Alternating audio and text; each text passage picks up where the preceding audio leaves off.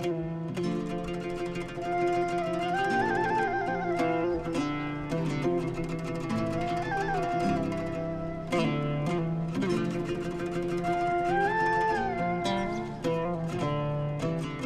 عمر يا صفوة، أنا عمر. أنت خايفة من إيه؟ ما تخافيش. مين اللي ضايقك كده؟ مين اللي ضايقك؟ اتكلمي يا صفوة، اتكلمي.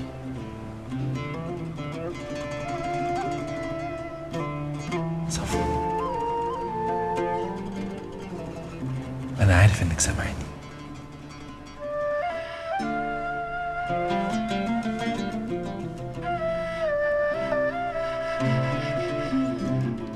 طيب غازي عارف إنك هنا؟ خلاص خلاص خلاص خلاص خلاص خلاص خلاص، اهدي اهدي اهدي أهو، اهدي.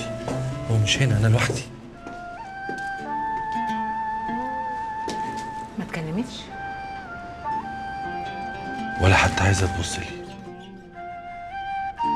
معلش، بس كان ضروري انها تشوفك، وطالما نطقت اسمك مره يبقى اكيد هتكون انت اول واحد تتكلم معاه.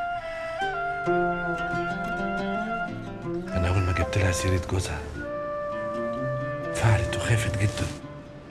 انا قلت لك ممكن يكون هو السبب وممكن لا، مش هنقدر نعرف الا لما تتكلم.